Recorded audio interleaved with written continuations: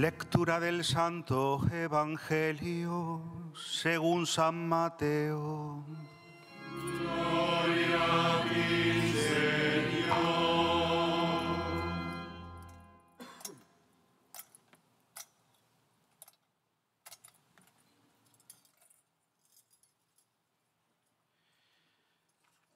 La generación de Jesucristo fue de esta manera. María, su madre, estaba desposada con José, y antes de vivir juntos, resultó que ella esperaba un hijo por obra del Espíritu Santo. José, su esposo, como era justo y no quería difamarla, decidió repudiarla en privado. Pero apenas había tomado esta resolución, se le apareció en sueños un ángel del Señor que le dijo: José, hijo de David, no temas acoger a María, tu mujer, porque la criatura que hay en ella viene del Espíritu Santo. Dará a luz un hijo, y tú le pondrás por nombre Jesús, porque él salvará a su pueblo de sus pecados. Todo esto sucedió para que se cumpliese lo que había dicho el Señor por medio del profeta. Mirad, la Virgen concebirá y dará a luz un hijo, y le pondrán por nombre Emmanuel, que significa Dios con nosotros. Cuando José se despertó, hizo lo que le había mandado el ángel del Señor y acogió a su mujer. Palabra del Señor.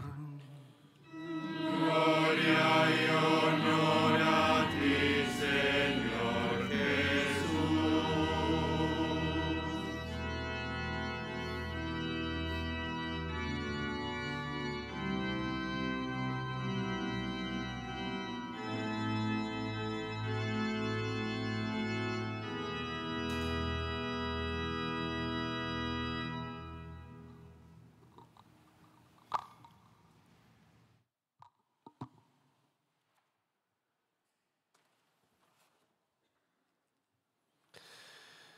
Queridos miembros del Cabildo Catedral, personas consagradas, miembros de la Asociación de la Capa y el Sombrero cordobeses, queridos hermanos y hermanas en el Señor, llega la Navidad. La mayoría de la gente tiene todo previsto y preparado para hacer de los próximos días un tiempo de gozo, de fiesta e incluso de descanso. El lugar donde va a estar, el menú de la cena de Nochebuena, la compañía en la que se va a tomar. Pero urge que nos preguntemos si estamos preparados para vivir el misterio que la liturgia nos invita a celebrar. El Adviento es el tiempo que el Señor y la Iglesia nos regalan para ello. Tenemos preparada la cuna de nuestro corazón para que se pueda recostar la fragilidad del niño Dios. Las lecturas de hoy nos dan las claves para comprender quién es el que viene y qué actitudes son necesarias para que renazca en nosotros. Nos lo preguntamos todos los presentes, también aquellos que nos siguen a través de 13 de Televisión y de otros medios, a los que también saludo al comenzar estas palabras. En primer lugar, vamos a descubrir el rostro de ese Mesías considerando dos nombres que aparecen en la Escritura muy significativos, los nombres de Jesús y de Emmanuel. Y posteriormente nos fijaremos en algunas actitudes, tres actitudes necesarias, como digo, para que renazca en nosotros el Señor. En la cultura judía, el nombre era muy meditado y al ponerlo se pretendía perfilar la identidad de aquel que lo recibía, incluso la misión o la vocación a la que se veía llamado. En tiempos lejanos, también entre nosotros, los nombres solían atestiguar una relación familiar. Si había un abuelo que se llamaba de una manera, pues el nieto se le ponía el mismo nombre, etcétera, etcétera. Hoy, más bien, esos nombres obedecen a cuestiones estéticas. En muchos casos, según la actualidad, un personaje famoso, o también algunos ponen nombres que seguramente permanecerán más tiempo, porque muchos de esos nombres están escritos en el cielo. En el texto del anuncio a José, el esperado recibe, como decía, dos nombres. El primero es el nombre de Jesús. Es un nombre que perfila la identidad del Mesías como el rostro visible del Salvador, de un Dios que salva. Así ha sucedido. Dios en Jesucristo nos salvó del pecado y de la muerte y nos concedió la gracia y la salvación. Así lo afirmamos en el credo, cuando decimos que por nosotros los hombres y por nuestra salvación bajó del cielo. El segundo nombre es Emmanuel, es decir, Dios con nosotros. Con este nombre se destaca su cercanía, su compañía, su asistencia, su protección. Y es que el Señor nunca ha abandonado a su pueblo, al pueblo elegido, tampoco a su iglesia. Nunca se ha olvidado de los pobres, de los enfermos, de los excluidos. Nunca ha dejado de acompañar a su iglesia, como digo, cumpliendo con lo prometido. Yo estaré con vosotros todos los días hasta el fin del mundo. Veamos ahora esas cualidades, esas características propias de aquel que es capaz de abrir paso al Señor. Y lo vamos a ver especialmente en María y en José. Para comprender bien la situación que el evangelista San Mateo nos pintaba, conviene tener en cuenta que el matrimonio entre María y José aún no había sido completado. Según la costumbre judía, había tenido lugar ya el contrato entre el padre de la joven y su futuro esposo. A esto se llamaba desposorio. En él se conferían derechos y deberes conyugales que duraban un año, terminado el cual se procedía a la boda. A partir de ese momento, la novia abandonaba la casa de los padres y el novio la llevaba solemnemente a la suya. María, la nueva era, ya había dicho que sí a Dios. Contrasta con el no de la primera mujer, que nos había acarreado el pecado y la muerte. En cambio, el sí de María al plan de Dios nos trajo la salvación.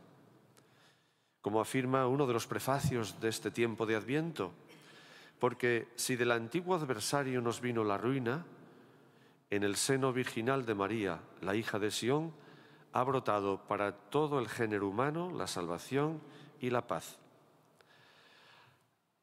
Contaba ya con el sí de María, ahora faltaba el sí de José para encarnarse y nacer en una familia.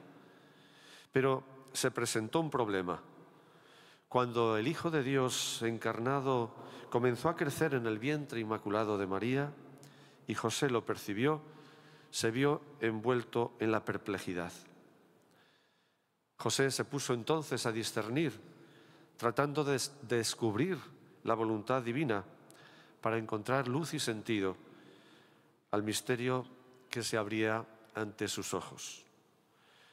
Ciertamente a José le costaba entender el papel que Dios le tenía encomendado en esta historia. No dejó de confiar en María, en su fidelidad, y entendía que sin la intervención de Dios aquello era inexplicable. No quería usurparle ese protagonismo al Señor y decidió retirarse, repudiándola en secreto, ahorrándole así una posible muerte lapidada. Fue entonces cuando Dios intervino y, contando con la mediación de un ángel, en sueños le aclaró el misterio y la misión que Dios le encomendaba: garantizar la descendencia, su descendencia davídica, de David, tal como estaba profetizado, y ponerle el nombre, responsabilizándose de su cuidado mientras fuera menester. Cuando despertó del sueño, José hizo lo que le había mandado el ángel y se llevó a casa a su mujer. La confianza y la disponibilidad ante la voluntad de Dios de María y José contrastan con la que tuvo el rey Acaz, tal como nos ha narrado el profeta Isaías. Contrastan con la desconfianza precisamente de este rey, que confiaba más bien en las alianzas militares que en Dios. También contrastan con frecuencia con las que tenemos nosotros mismos, rodeados de un contexto donde nada parece seguro. La crítica a la cultura cristiana acentuada en el siglo XIX tiene su continuación en este momento actual, en una cultura de la cancelación. A esto hay que añadir otros elementos corrosivos para esa confianza, como la hipercrítica, favorecida por el anonimato de las redes sociales, la corrupción, incluso sistémica, la polarización, defendida sin tapujos por algunos. En definitiva, la situación no es nada favorable a la confianza. ¿Qué hacer, pues, en un contexto tan inseguro? ¿Cómo confiar en un mundo donde la traición está a la vuelta de la esquina? María y José nos han mostrado el camino. Ellos son testigos de una confianza absoluta en Dios, una confianza que se labra en el trato constante, en una actitud de escucha de la palabra y de oración. Desde esa confianza lo acogen en sus vidas, haciendo así posible el milagro de la encarnación. Nosotros, en cambio, con frecuencia preferimos cerrar nuestros oídos a la voz de Dios y las abrimos a otras voces que, elevadas a la categoría de expertas por la cultura mediática y la moda, con frecuencia nos llevan a callejones sin salida. Alimentemos, pues, nuestra confianza en Dios, seguros de que aunque el mundo pueda traicionarnos, Dios nunca nos fallará. El primer paso a dar ha de ser, pues, ponernos en la onda de Dios y hacernos disponibles para Él. Y la tercera actitud es la acogida. Salvada la confianza en Dios, ¿daremos por perdida la confianza en los hombres? Ciertamente la traición siempre es posible. Jesucristo lo sabía y aún así confió en Judas.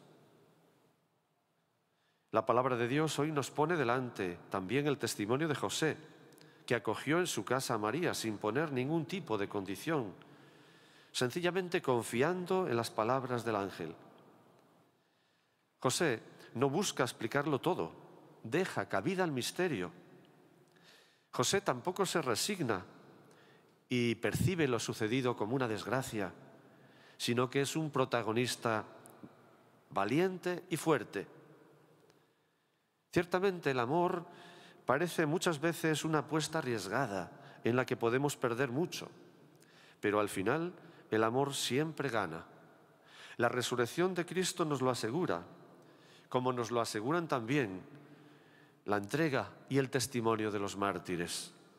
Es más, cada día tenemos constancia de que, de hecho, nuestro mundo carecería de esperanza sin amor. Dejemos, pues, que resuene en nosotros el mensaje del ángel: no temas, no temáis. Hagamos como José, acojamos en nuestra casa, en nuestra vida, a los demás, y especialmente a los pobres y excluidos. A ello nos invitaba el Papa Francisco. La acogida de José nos invita a acoger a los demás sin exclusiones, tal como son, con preferencia por los débiles, porque Dios elige lo que es débil. Es padre de los huérfanos y defensor de las viudas, y nos ordena amar al extranjero. Seguramente, sigue diciendo el Papa, Jesús tomó de las actitudes de José el ejemplo para la parábola del hijo pródigo y el Padre misericordioso. Queridos hermanos, seguimos celebrando la Eucaristía, testimonio de la cercanía de Dios, sacramento de salvación. El amor y la fidelidad del Señor nos mueven hoy a la confianza y a la disponibilidad, también al compromiso y a la acogida. Acojamos al Señor con cariño y cuidemos su presencia en nuestro corazón y en la vida de nuestros hermanos. Que así sea.